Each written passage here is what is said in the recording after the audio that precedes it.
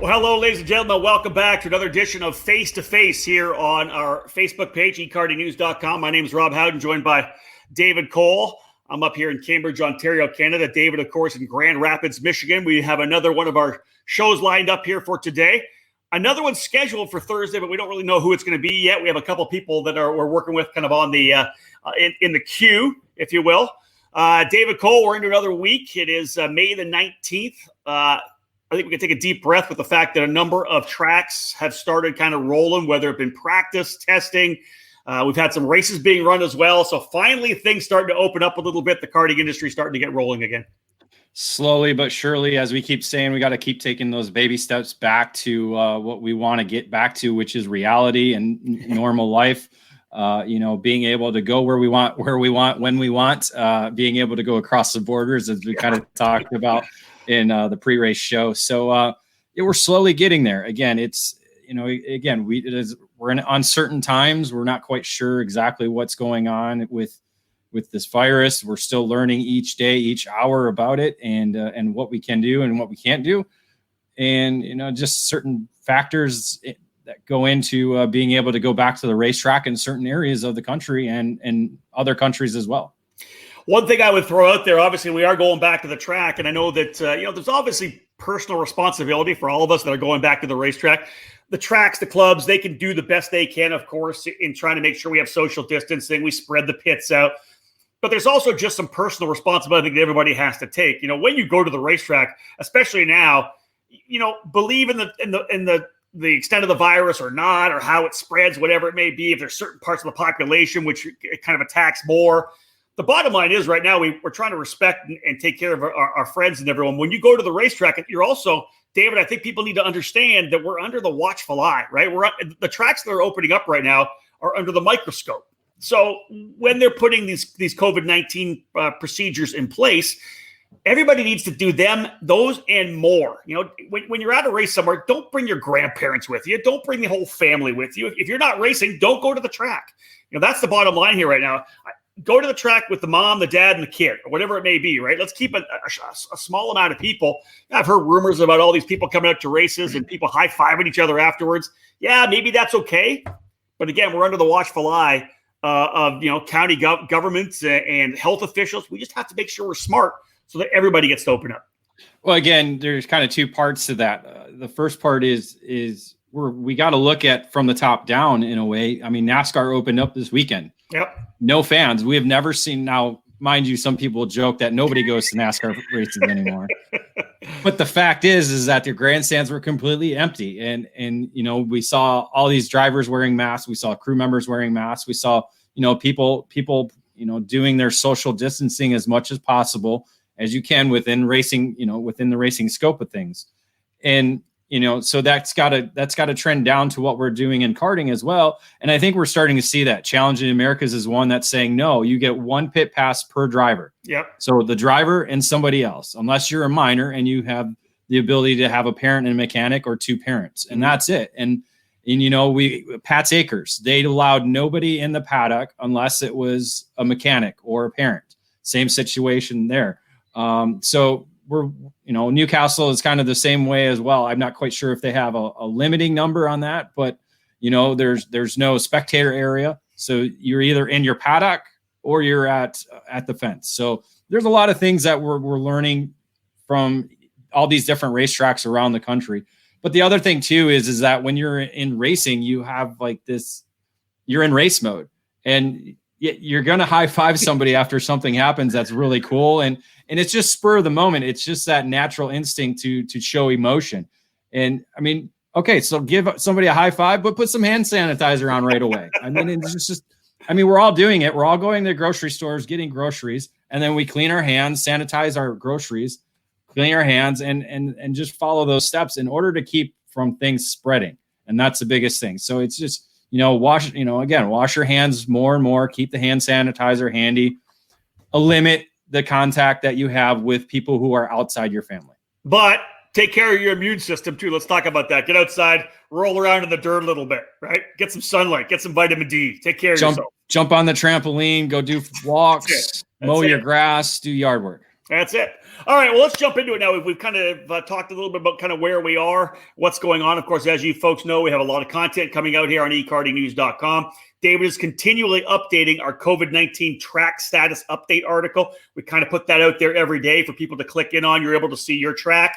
If your track's not already on there, contact them. Tell them to contact us. We'll be able to keep things updated. David's continuing to work on that so everybody knows when we're going back to racing. We're going to find out actually first and second person about what's happening in Bermuda right now, because we have joining us here today Scott Sketchy Barnes and David Barbosa. Of course, Scott Barnes from the Bermuda Karting Club has been a driver we've seen come across here to run a lot of races in the U.S. David Barbosa has been coming to the Supernats, among other things. He's CRG Bermuda and has been really, I think, one of the major players in helping to grow the Bermuda Kart Club with his rental kart program and rental race kart program as well. So we're going to bring them on there right now, David, as they're standing by out in the middle of the Atlantic Ocean looking. You guys could smile. What's up, like man? literally, you live in Bermuda. You could smile. There, that's better. Guys, how are you? We're good. How are you guys doing? We're hanging in there. I'm going crazy, to be honest with you. I know you guys are probably the same. David Cole hasn't had a chance to drive anything. I haven't had a chance to drive anything. Let's start first and foremost. We'll come and talk more about how you guys got into it. But what's the status of the Bermuda Karting Club right now? We stopped racing back in March. Actually, it was the same weekend as the first SCUSA Pro Tour. Because I was actually at the Pro Tour racing, and that's when everything kind of went crazy. And that next week, we were scheduled to race in Bermuda, and things got locked down, and we've been locked down ever since. The track's been closed since then. What is it? Is it 65,000 people around that on the island? Something around there, right? So how are things COVID-19 coronavirus-wise? You guys have flattened the curve. Have you shut things down pretty much so far? Would you say? Bermuda shut down. The airport's closed. Cruise ships stopped coming in. So we've been able to control it pretty good. I think we're up to like 127 cases, 9 deaths, unfortunately. But the numbers coming in every day have been good. So we're in a four-stage reopening system. Okay. And Thursday we moved to stage 2. So we're Where does the potentially opening for practice or something like that at the track come back in? Is that stage 3? Is that stage 4? Where are you guys thinking about when you're able to get back racing again? Yeah, actually, well, our season was scheduled to finish this past weekend. Okay. The track actually opened this past weekend, Saturday and Sunday, for limited practice. All right. So we were able to go down there Saturday and Sunday and at least jump in a kart and have a drive, which was nice. All right, let's get started. I want to kind of introduce both of you guys to the EKN Nation. Of course, they're tuning in now here live on Facebook. Of course, those of you who are watching know that we put this up on YouTube as well. So all of our face-to-face videos and interviews are available on YouTube. And then, of course, we turn it into a podcast for the EKN Radio Network. And those of you who subscribe on iTunes or Google Play. Let's start with Scott Barnes, better known as Sketchy, of course. Scott, let's talk about how did you get into karting? How did you get into the sport? I started when I was 12 years old racing. When I was about 10, my dad actually bought me a fun kart, a little dirt kart that I used to drive around my neighborhood and have fun with. And then when I was about 11, Bermuda Karting Club started back up. They were on a hiatus for a few years, no track. So I was interested. Obviously, I had fun driving my fun kart. Yeah.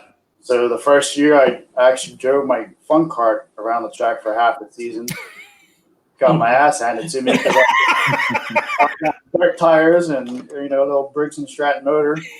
But as soon as I got on the track, I knew this was my sport and something I wanted to do. And the next season, my dad bought me a real go-kart and been doing it ever since. 23 years later, I haven't stopped. Wow. That's pretty amazing because if you think about it too, obviously you say you got your ass handed to you driving that yard cart around for a year, but you've gone on to win a number of championships. Let's talk about the number of championships you've won, but also most recently inducted into the Bermuda Motorsports Hall of Fame as well, correct?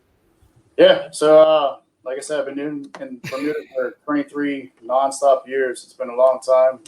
Been able to win 15 championships here in Bermuda. Wow. So lucky enough, I've had a good team behind me throughout the years. And then last year, the Bermuda started the Motorsports Hall of Fame and was inducted into that for karting. So that's pretty cool. That's awesome. Now, okay, so you're over in Bermuda. You're a young kid getting racing. You've turned into a younger adult, an older adult, and you say to yourself, "Hey, you know what? There's racing outside of the island here." When was your first foray coming over here? Because you obviously come on a regular basis. You've been winning races, championships, that kind of thing over here for many years. But what was your first foray coming to the U.S.? Yeah, so I started racing in the U.S. when I was 15. Actually, a good friend of mine, Jason Scuzzy North, who raced a lot in the States before too. He went to the Rock Island Grand Prix. I believe 2000 was the first year he went, and he actually flew his karts from Bermuda to Rock Island Grand Prix, rented a car, a truck. Him and his mechanic went out, raced the Rock Island Grand Prix, and they loved it. Obviously, you guys have done Rock Island Grand Prix. You know, it's an awesome weekend. Yep. So he came back, and he's like, dude, you got to come with me the next year. I was 15 years old, just getting into a shifter kart. I'm like, hell yeah, I'm in. So the following year, we said we're going. We actually did a road race before Rock Island in Putnam Park. That was my first race in the States. Wow. I remember it like it was yesterday. I remember, walking up to the front straightaway with Scuzzy and watching these cars go by in practice doing 110 miles an hour. And we looked at each other like, what the hell? Like, what did we just get into? My first race ever in the States, pretty much one of my first shifter races, and I'm doing 110 miles an hour. Wow. On a road race. But loved it. I think Scuzzy actually won a race that weekend. And then we drove to Rock Island the following weekend and raced Rock Island. And from there, I was hooked. You guys, see, listen, you have pretty much the same span as me at Rock Island. I want to say the first race I ever announced was just the shifter class. Bobby Wilson's dad gave me $100 to announce the shifter car classes in 1999. But I remember announcing and saying to myself, who the hell is Scuzzy? What the hell is a Skitchy? Like, who the hell are these guys from Bermuda? We become very, very good friends over the next 20 years. But yeah, I remember you guys coming over like, who the hell are these guys? But they're fast. Yeah. You guys were good out of the gate, were you not? Yeah, I mean, like I said, that road race, Scuzzy won a race. I've been lucky enough to win Rock Island 4 times. Scuzzy's won there twice. We've had some good finishes there, and we got some talented drivers on this island. For a small island, there's some fast guys here for sure. Well, I would have to say this, and I'm sure David would probably agree with me. One of the reasons why that is the case is because they get a chance to run against you and Jason, you and Scuzzy, because when obviously you get better racing against good drivers. You, of course, are one of the top drivers in the country anytime you come over here, almost on the podium last year at the Super National, 6th in the category. So you obviously help guys raise the bar a little bit. So kudos to you on that. Let's move to you, David. Yeah, we got 23 years with the guy sitting beside you here in Skitchy. When did you first get into the sport, and how did you get attracted to it? I actually got into it pretty late. I got into it when I was probably about 17, and I had watched Scuzzy for some time, and then I knew him for quite some time. Watched him race, and then I just got one of his old karts. He was selling it. And I just fell in love with it. That was it. And ever since, never turned back. Where were you guys racing at that point? I know after this, I want to get more into the history of the track and the club. What was the track when you started, David? Where was the track located? Okay, that was up at the old annex base. It was the old U.S. Navy base. Okay. And it was all concrete. It was very abrasive. It was very bumpy. But at the same time, it was competition. And some of those guys that were there were really good. So once those few years had gone by, the base had shut down and we were out of a track for a few years. Okay.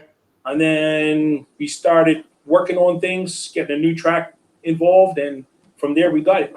Yeah, we'll talk more about that in a second. So you start when you're 17, you kind of get rolled into this thing. Somewhere along the line, you decide you're going to start bringing go-karts in. So you become the CRG importer distributor for Bermuda, which I think is obviously such a crucial thing. Obviously, it's tough to get parts and equipment into Bermuda. You're paying a lot of duty when you're bringing it over there. You bring everything over from I'm assuming from Italy. Can you talk about your relationship with CRG and how that kind of started? Okay, that started probably about 8 years ago. got a secondhand cart, and then from there we got new carts right afterwards. I've been dealing with the factory right off from the factory. I've been dealing with Nicole for quite some time. Mm-hmm. Anytime that we guys place an order, we place it. We have everything by emails. Any technical issues that we do have with carts, there's a one-on-one communication with them. Parts, they're really, really good. I can order something today, within the week, it's here on the audit. That's awesome. So it's the only problem, the only downside is the cost side. When you bring anything into Bermuda, you pay a duty. It does get expensive, but the experience on the whole operation of it, it's really awesome. It's really awesome. They're first class operations over in Italy. This is probably my third time going there to the factory, getting some training with them. So it's been a one-on-one communication with them. It's really been. We pause our face-to-face broadcast for this quick commercial break. Stay tuned for more here on the EKN Radio Network. The Briggs & Stratton 206 engine is where out-of-the-box ease and outstanding consistency meet to create legendary races. Briggs & Stratton's history in motorsports dates back to when the first engines came off the assembly line in the early 1900s. Their focus on the grassroots level continues to help build generations of racers. Since 2008, the Briggs & Stratton 206 has gained a following that has the engine powering the largest fields in North American karting today. From the club level and track programs to traveling regional series and national events, Briggs & Stratton competition provides the most exciting racing in the sport. Engineered and hand-built exclusively for racing, every Briggs 206 engine is power tested and serialized before it goes in the box. Karters can take that engine straight from the box to their kart and be on the podium at the end of the race day. To learn more about the 206 engine and to find a North American dealer near you, head to briggsracing.com. Briggs & Stratton Racing. What powers you?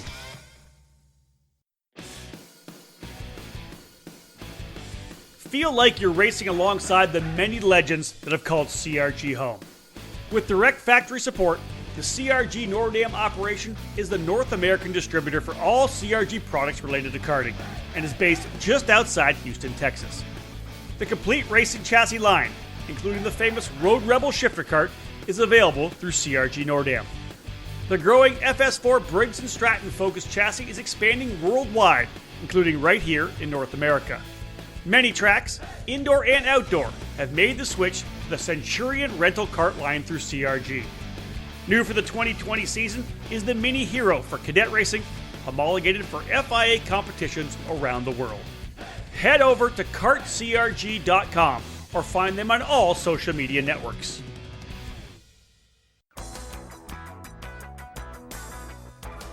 It was the biggest Briggs & Stratton 206 race of 2019, and you're not going to want to miss the 2020 edition. The third running of the Cup Karts North American Grand Nationals welcomed over 280 entries spread over 8 Briggs 206 categories for all ages. And this year's finale will surely top 300 entries from the US, Canada, and beyond. Be part of history with the Cup Karts North American Grand Nationals 4 are held on October 2nd, 3rd, and 4th at the Newcastle Motorsports Park in Indiana. Another record-breaking entry total is expected, with drivers from all over North America set to take part in this year's event. From club competitors to international stars, the fields in each class will be stacked with talent. Gear up for this year's Grand Nationals by following the Champions Cup program from Cup Karts North America. The regional traveling series visits grassroots facilities throughout the Great Lakes and Midwest area. Visit cupkarts.com for more about the Champions Cup program and updates regarding the Grand Nationals 4. Be part of something special. Be part of the Cup Karts North America Grand Nationals. Welcome back to Face2Face on the EKN Radio Network. That's obviously great for the sport in Bermuda to have someone with that much connection to a manufacturer for sure. We'll jump back into CRG Bermuda in a couple of minutes here. I just want to learn more about the actual club itself. David, I know you probably have the same questions. What is the history of the club? Tell us, when did it start anyways? Okay, so I'm actually doing a history book right now. Perfect timing. For the karting club to get our Hall of Fame up and running. The club, Bermuda Karting Club, actually started in 1976. Wow. A man named Duke Soares, who did a lot of racing back in the day, overseas in cars. He was a huge racer here on the island, huge racer internationally in cars. Him and a handful of guys actually started the Bermuda Karting Club. Back then, obviously, I wasn't around, neither was David. They did one-off races, a lot of dirt racing, a lot of just one-off races, and then hill climbs. Yeah, hill climbs. And then kind of when David got started, the club bounced from track to track. We never really had a set track. When David was saying when he was 17, when he started, they had the annex base for a number of years, and then the club got shut down for I don't know how many years. Maybe about 5 years. Yeah, that long. There was Wow, just okay. no place to race, no Yep. track. And then government actually gave us a permanent. Well, it's permanent now, but it wasn't at the time. We've been there. No, we went to the triangle track, which is a 3-turn track. That's when I started. Wow, 3 turns. It was literally a triangle, 3 turns. Turn 1, turn 2, turn 3. We had that for 2 or 3 years, and then that got extended into a 5-turn track for maybe a season, and then we lost that track. That got shut down. We bounced to another. I think we went back to the base for a season. Wow. Lost that. Then we went to a parking lot, temporary track, for maybe 2 seasons, and then we finally got where we are now. We've been there for about 13 years. Great facility now that we've had government hooked us up really good. Talk about that. Rubis Southside Speedway. It's at the airport, right? Yeah, it's right at the end of the airport. Yeah. It's a great facility. The track's just over a mile long.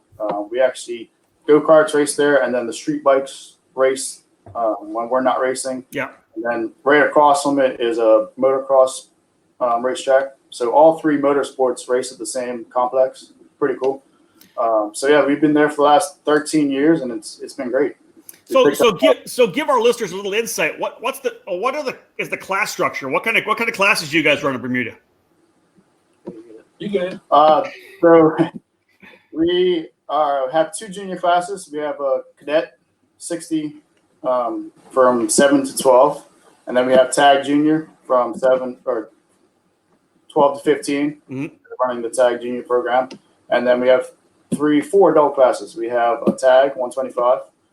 And then we have the shifter 125. And then 3 years ago, we started the 206 class. So we have a 206 senior, and then we have a 206 master.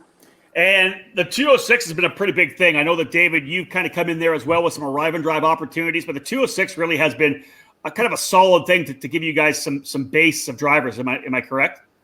Yeah, we started that 3 years ago, and just like the States and Canada, it's grown. It's actually this season was our biggest class, 12 strong in the 206 senior class. It started off slow. Obviously, I think we started with 10, maybe not even 3 or 4 the first season. We started it off as a master's class for the older guys that just want to come out and have fun. Yep. The fathers and the mechanics that want to come out and have fun. Yeah, that. Wait, we all are now, right? That's it. We all are. Yeah, for real, right? I'm racing masters in the States. But no, it started off as the fun class that the older guys come out and just have fun, cheap. You guys know the 206 class is an awesome class. And then, the racing instinct kicked in, and everyone wanted to be more competitive, more faster. And then the second season, 2 or 3 more guys got into it. And then this past season, like I said, it was our biggest class in the karting club. That's awesome. So let's talk about you obviously, of course, Sketch kind of lead the way in terms of running over in the U.S. Are there more club guys that are thinking about coming to the U.S. with you to run some big races? Yeah, I mean, we've had a handful over the years that have gone away and represented really well. Obviously, I've been racing since I was 15 out there. David's gone to Supernats 2 or 3 times. I think he's ran Rock Island once. Like I said, Jason Scuzzy North raced Rock Island a bunch of times. Has done a bunch of other. He actually started off when we were starting when I was 15. He was big into the road racing. 2 or 3 seasons road racing, pretty strong. Won a couple championships out there, which is really awesome. And then over the past few years, we've had Niall Bean has come out. He's a little junior driver. I think he's 14 now. Yep. Gone out there a bunch of times, done a lot of races. We've had Brandon Franks gone out there and represented well. Yeah, no doubt. He was on pole at Supernats and S2. That's it. Yeah. 4 or 5 years ago. Yep. So, I mean, yeah, every time we go out there, we do represent well for what we are on a small island.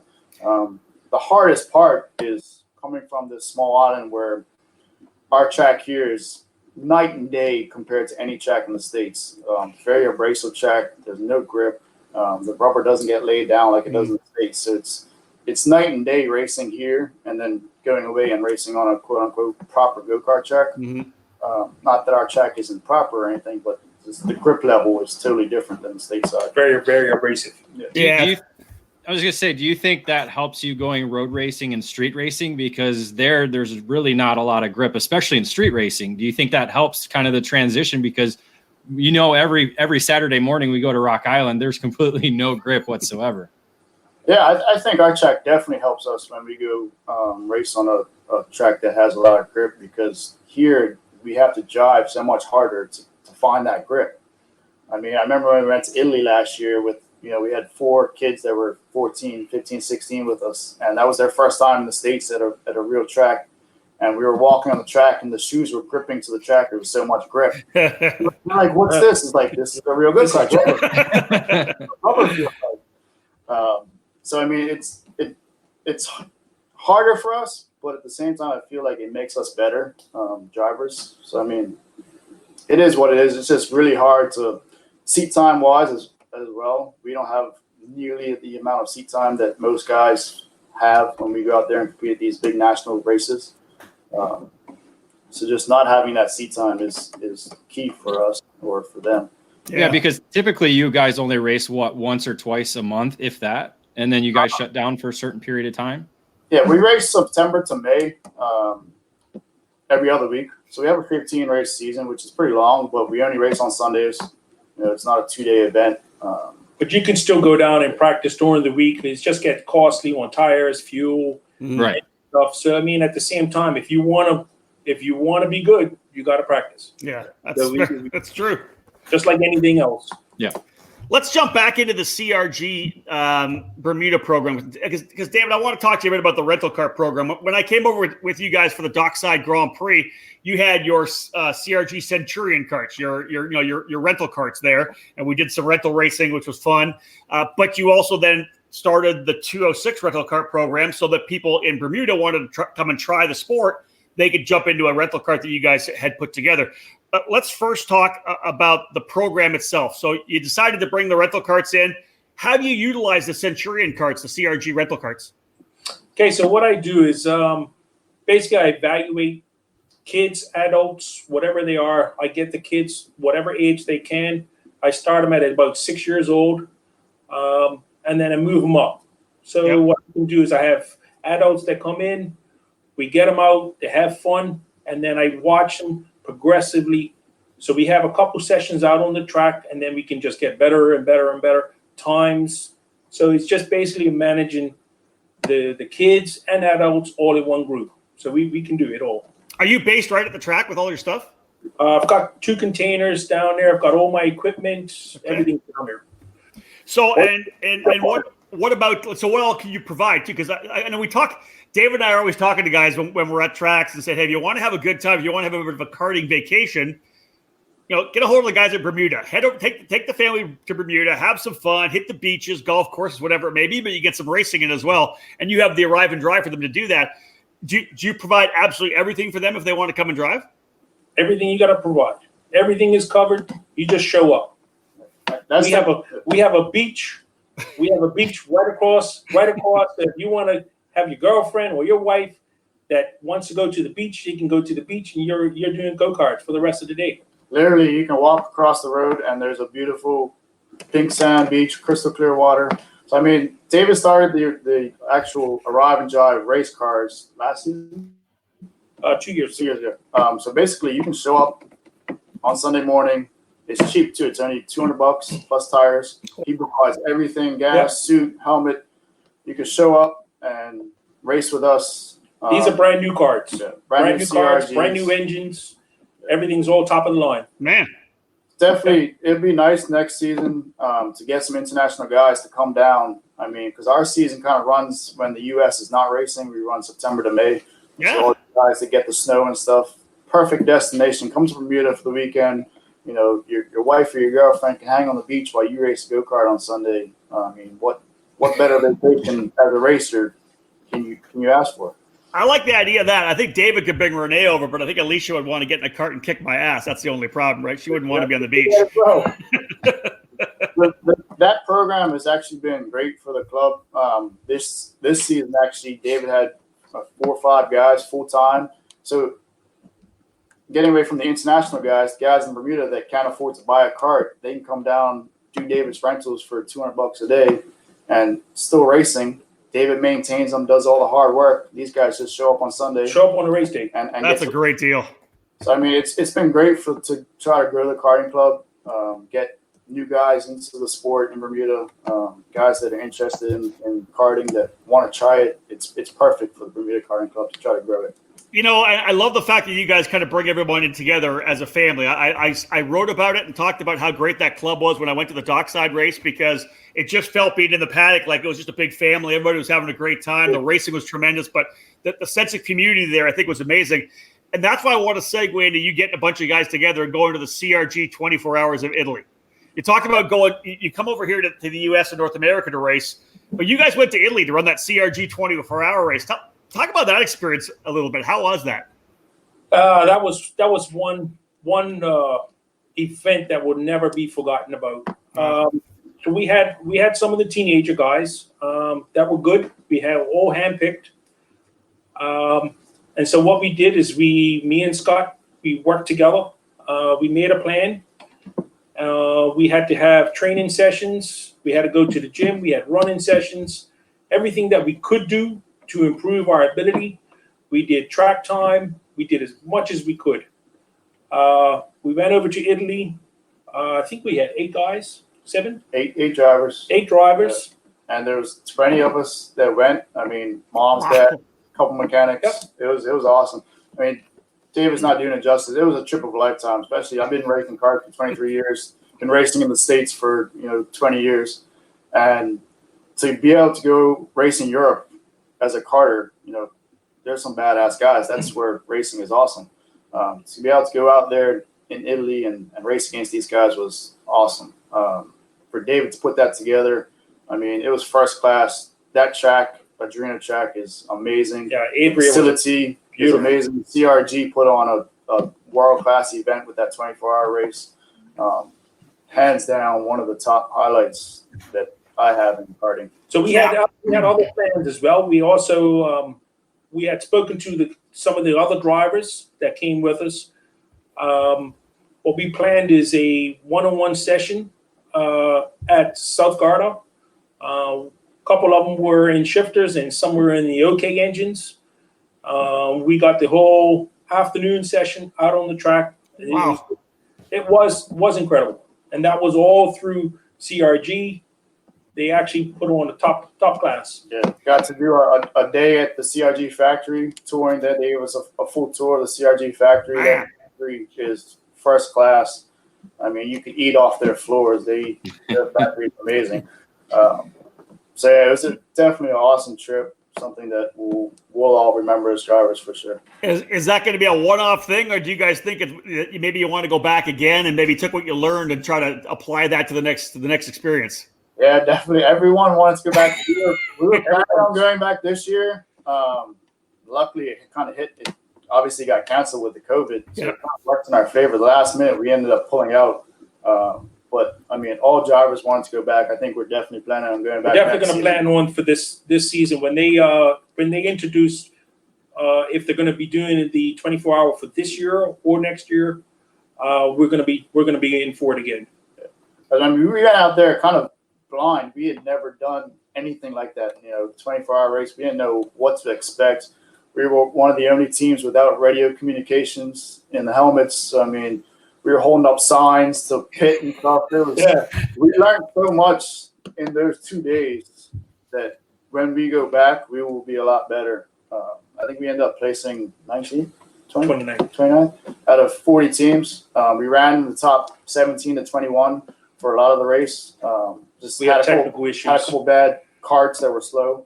Had a couple bad pit stops, a couple penalties that cost us. So we learned so much racing that race that when we go back, we will be a lot better.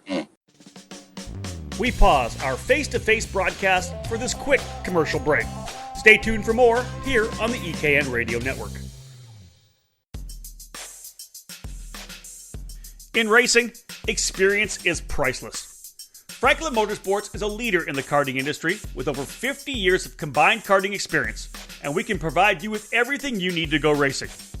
With a large online product selection, select track support events, and a wide variety of shop services, Franklin Motorsports is your complete karting source. Check out our online store at franklinkart.com, where all our products are just a mouse click away. We ship daily to ensure that you get your order as quickly as possible, and we are constantly adding new products to our online store.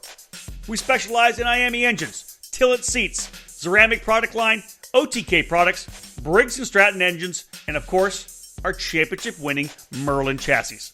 In our online store, you'll find a variety of items to fit your karting needs. Franklin Motorsports is also known for our wide variety of services and is home to Innovative Engine Works by FMS, our in-house engine service department. Frame straightening, kart prep, and dyno testing are all services offered regularly at Franklin Motorsports. For all things karting, visit franklinkart.com.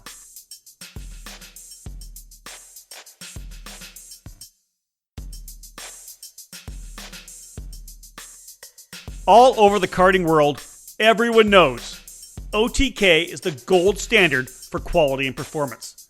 In the US, OTK USA is the source for all things OTK. From the legendary Tony Kart brand to the race-winning Cosmic and Esprit chassis, and the new for 2020 in the US, the Red Speed and the EOS, OTK quality is second to none. All 5 brands are winning races and championships across the country in national programs like the Rock Cup Florida Winter Tour and the Challenge of the Americas, the SCUSA Pro Tour and the SCUSA Winter Series, and the Pro Kart Challenge, and the United States Pro Kart Series and the WK Manufacturers Cup. And OTK products are also front and center on the podium of club and regional races from coast to coast. To learn more about a specific product line or to find the OTK USA dealer near you, whether it's Tony Kart, Cosmic, Esprit, Red Speed, or EOS, visit www.otkusa.com. Specific chassis territories are still available, so kart shops interested in adding a winning component to their product lineups can contact OTK directly.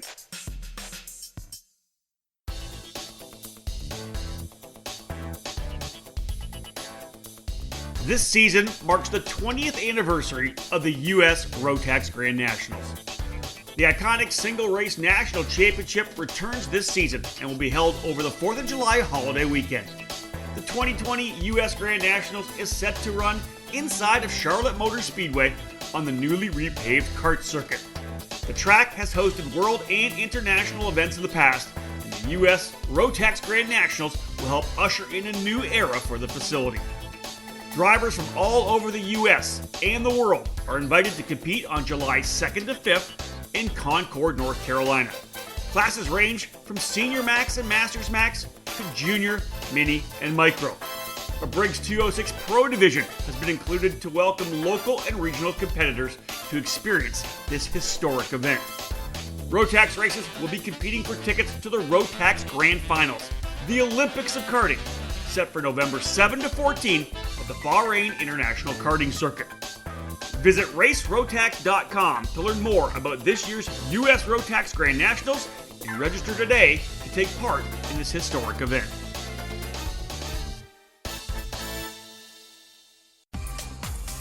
Welcome back to Face2Face on the EKN Radio Network.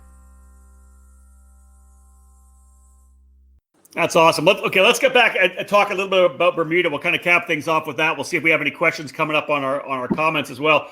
One of the cool things about Bermuda, you guys have talked about the fact that you've had different tracks, some issues where the track was going to be. You did some parking lot races. You finally got the track south side up at the airport. But you guys have also done a bunch of street races as well. You've done a race right in downtown in the capital of Hamilton. I came over for the race at the Dockyard event.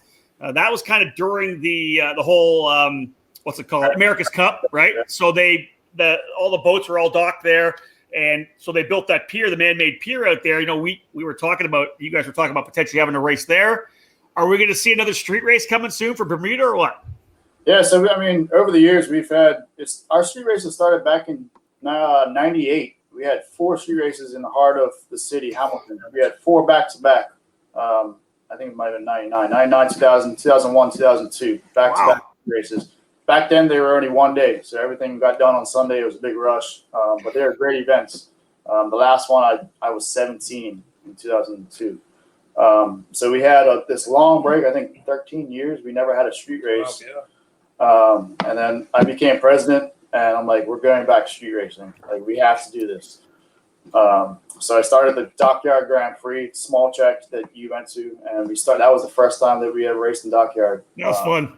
And the club loved it. The spectators loved it. I mean, they did. Yeah. 7,000 people over 2 days. The first time we ever did a 2-day street race, which was awesome. But it's close racing. Yeah. Oh, yeah. And the carts were there and the bikes were there. So there was this really cool thing for the people to see what was going on. But it was definitely close racing. It was so much fun. It was a great time. For us as a club, it's a good way to showcase our sport to the rest of Bermuda. I mean, we do these street races, and even for a small island, we have people come up to you and they're like, "I never knew karting was like." We thought they were just fun carts. And we're like, "No, it was." So it's a great way for the Bermuda Karting Club to showcase to the whole island. So we actually did Dockyard 3 years, and then we went back to the city of Hamilton, which is our capital. That was the first time back there since 2002. So I think 14, 15-year break. We had a couple international guys came down. Greg Bell came down as a tuner. Mm-hmm. We had Tony Laporta come down and announce for us. Chris Enderline came down and tuned for me. Yeah, Ron White. Ron White was down. Yes, I mean, we pulled some international guys down, and we haven't street raced in the last 3 years. We took a little break. Committee's changing up. But if I have anything to do with the next season, we definitely will be going back street racing. It's great for our club to showcase, like I said. It's a great event for us. We love it. So, yeah, definitely, hopefully, 2021, we will be street racing again. Well, I think Sketch, obviously I got a chance when I was over there to see it firsthand. Like you said, 65,000 people on the island, and it's not an easy way for them to understand whether there's karting on the island at all, right? So when you take it to the city, you take it to the capital, whether it's right in Hamilton or at Dockyard, where there was so many people coming out to enjoy it, and then the media coverage, because it was front page news on the newspaper as well. It was amazing.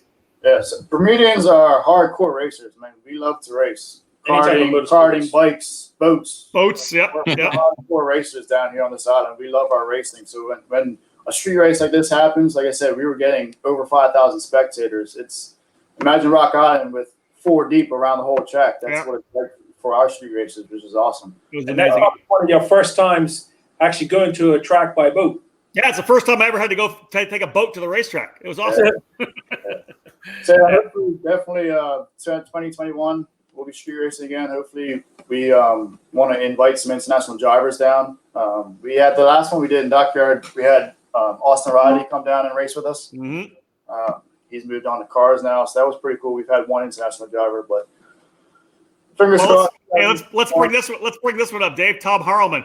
He's a race winner now from Newcastle Motorsports Park. He says, "I never raced a street race, but I'd love to do it there." Tom, I'm telling you.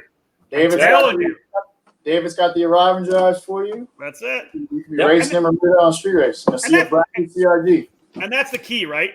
The beauty of that is if anybody does want to come over, like you said, it's tough to ship your stuff over there. You need to have the equipment that's there, and David's got stuff ready to go. And that's the key we're trying to hit. When you guys, even if you want to go over and have a vacation in Bermuda, go over, do some karting, have a rum swizzle, enjoy yourself. But the carts are there. When you roll in, you've got top quality machinery. It's an experience. It's an experience too. You're going to run a different track, a different country. That's the experience of a lifetime to be able to go there with the family. Yeah, and it's great for, like I said, we only race on Sundays, so you can make it a long weekend. Kind of enjoy the island Friday and Saturday, and then race on Sunday back home on Monday. And David does a first class operation with his arrive and drive programs. All the carts are new. He is, they're all pristine. Everything's right. So you're not getting just a arrive and drive. I've done a lot of arrive and drives in the States before, and David's operation is first class. We talked about what we got. Brickyard. What else we got for hashtag beat David Cole, hashtag beat Rob Howden? Maybe we need to have a Bermuda edition. I have no problem. The carts are here. They're all ready to go. I can speak firsthand about how well the CRG carts are with the 206 package. I mean, they're fast because I was faster than Rob throughout the Cup Carts Grand Nationals, and so that doesn't matter. But we will definitely, because I don't think he can drive it, because it takes a true driver to be able to drive one of these. Wow. All right, Cole, you got some big shoes to fill, because Rob's been to Bermuda. He's been to our street race and raced, and he's got the W. Right over there, baby. Trophy's right over there. Trophy's right over there. He came down and kicked all our guys his butts, and he took the checker flag home with him. So, hey, he's got that up on you. Here's the new T-shirt, though. If we're going to do this in Bermuda, here's the T-shirt. Hashtag beat Jeff Souza. Yes. I think Jeff's watching right now. That's not too hard. We're taking Jeff down. He actually just said afternoon, fellas, but he's not going to like that at all. So he's definitely been one of our big help on my end. Yeah, getting carts ready for track days. I've also have all the guys, mechanics that come in on for the race days. So we have them one-on-one that work with the customer. I work alongside with all you guys. So if you have any technical issues, that's awesome. Need advice, I go on. I do it all hands on, whatever it is. David's got like 8 carts every race day down there. So, I mean, he comes home one day and he's working on carts literally for 2 weeks straight to get ready for the next race. That's amazing. I love it. Shout out to you, David. Shout out to Jeff Souza as well. One of the top guys for sure. Let's wrap this things up, guys. Anything else you want to talk about potentially about the future of karting in Bermuda? No, like I said, again, we want to invite everyone down next season. Our season starts in September. We run through May. Follow us on our Facebook page, Bermuda Karting Club. We want to invite any international driver down to come race with us, have a fun vacation, and get some karting in. Definitely hashtag beat David Cole, beat Rob Howden. When we go back street racing next year. And one good thing is it's all family orientated. Yeah. So you actually enjoy what you do, and then you actually spread it right out to other families, kids. It's one big sport. That's one good thing. And listen, I'll vouch for that, because when we were done racing both on Saturday and Sunday at the Dockyard race, the atmosphere in the paddock was awesome. Like, just, and to be honest, I want to say I got pinched and wrecked, I think, in the heat race or something like that. It was either heat or practice. Everybody dove into my cart, were pulling it. It was awesome, man, just to have everybody jump in like that. It's definitely a family atmosphere for sure in Bermuda. Yeah.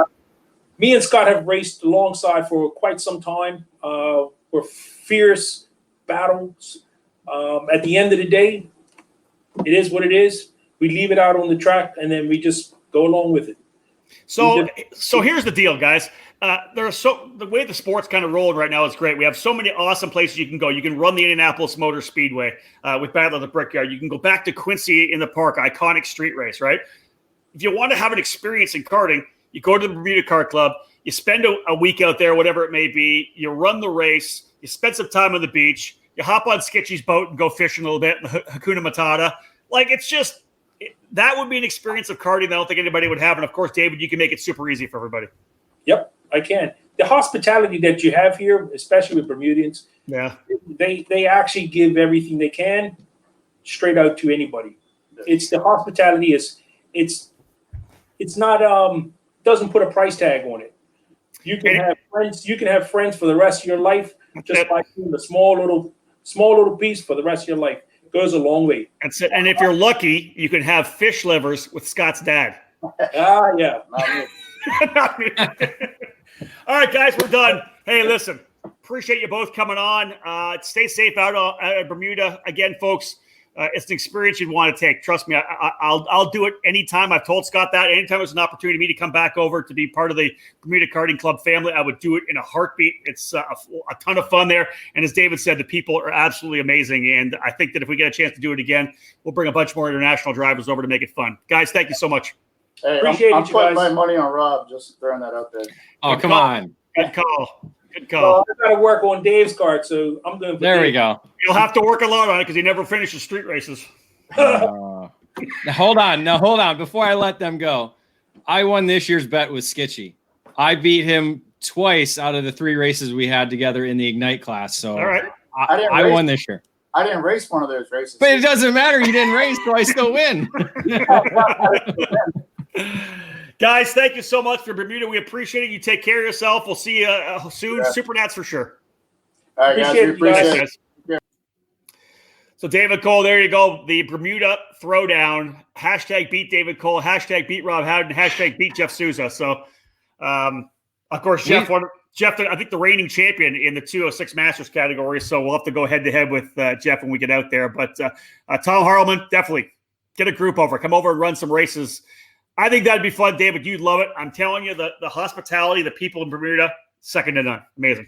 Yeah, we've been wanting to do this now ever since you had went to the dockyard, and it's just our schedules haven't been able to align. You've had the IndyCar conflicts. You know, I've had other things going on in my life to where I can't go or even bring Renee, because if I went alone, I'd come back divorced. So that's true. Yeah. So there's no way I'm going to do that. So yeah, we're hopefully, if not at the end of 2020, sometime in the beginning of 2021.